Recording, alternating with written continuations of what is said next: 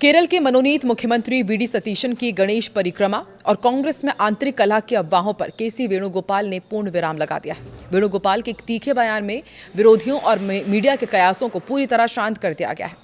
आइए जानते हैं कि आखिर वेणुगोपाल ने ऐसा क्या कहा है जिसने केरल में कांग्रेस की एकजुटता और सीपीएम और बीजेपी के लिए एक नई कहानी लिख दी है। देखते हैं। नमस्कार, मैं हूं आकांक्षा और आप देख रहे हैं न्यूज 18 का डिजिटल प्लेटफॉर्म। केरल विधानसभा चुनाव 2026 में यूनाइटेड डेमोक्रेटिक फ्रंट यूडीएफ की प्रचंड जीत के बाद राज्य में मुख्यमंत्री पद को लेकर चल रही तमाम राजनीतिक अटकलों और अफवाहों पर पूरी तरह से विराम लग गया है। कांग्रेस के संगठन महासचिव और कद्दावर नेता केसी वेणुगोपाल के एक धमाकेदार बयान ने न केवल पार्टी के भीतर असंतोष की खबरों को खारिज कर दिया है, बल्कि उन विरोधियों के मुंह पर ताला लगा दिया है जो कांग्रेस में सिर्फ फटौवल और आंतरिक कलह की उम्मीद लगाए बैठे थे। दरअसल तिरुवनंतपुरम में मनोनीत मुख्यमंत्री वीडी सतीशन के साथ एक महत्वपूर्ण बैठक के बाद वेणुगोपाल और सतीशन दोनों मीडिया के सामने आकर के उन्होंने जो बातें कही उसने पूरी राजनीतिक बहस का रुख ही मोड़ दिया है।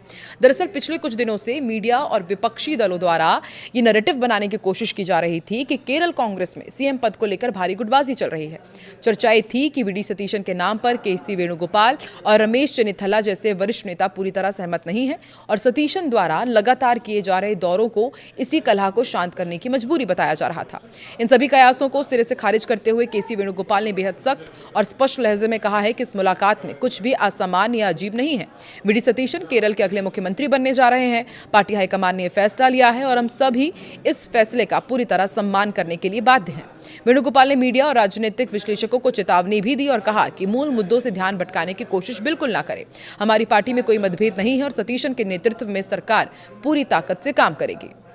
केसी वेणुगोपाल ने कांग्रेस की आंतरिक कार्यप्रणाली और तुलना भाजपा और माकपा सीपीआईएम से करते हुए लोकतंत्र का एक बड़ा पाठ भी पढ़ाया। उन्होंने कहा कि कांग्रेस एक पूर्णतः लोकतांत्रिक पार्टी है। हम भाजपा या सीपीएम जैसे नहीं हैं जहां तानाशाही चलती है और नीचे की नेताओं की आवाज दबा दी जाती है। एक लोकतांत्रिक संगठन होने के नाते हमारी पार्टी में हर किसी को अपनी राय रखने और मतभेद रखने का पूरा अधिकार है। हमारे यहाँ विचारों की भिन्नता हो सकती है, लेकिन इसका मतलब ये नहीं है कि हम बटे हुए हैं। उन्होंने आगे ये भी स्पष्ट करते हुए कहा कि जब पार्टी नेतृत्व और हाईकमान एक बार कोई औपचारिक निर्णय लेता है तो उसके बाद सभी नेता और कार्यकर्ता अपने व्यक्तिगत मतभेदों को बुला करके एक साथ आ जाते हैं।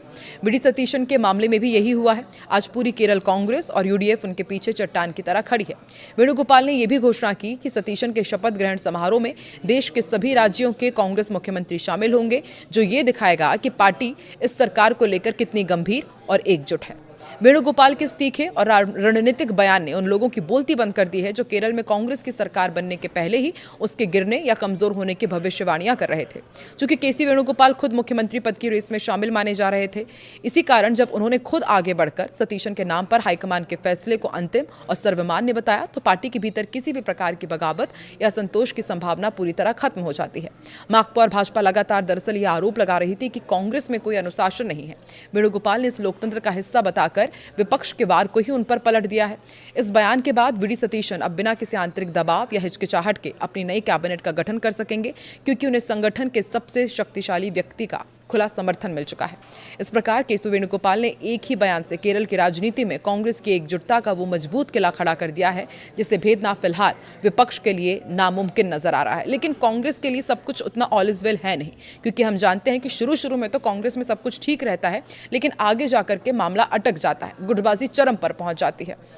अभी तो केसी वेणुगोपाल ने डैमेज कंट्रोल कर लिया है, लेकिन क्या आने वाले दिनों में वेणुगोपाल और सतीशन के बीच तनाव का माहौल हो सकता है? क्या कांग्रेस फिर से गुटबाजी में बट सकती है केरलम में? आपको क्या लगता है? कमेंट सेक्शन पर अपनी राय जरूर दें।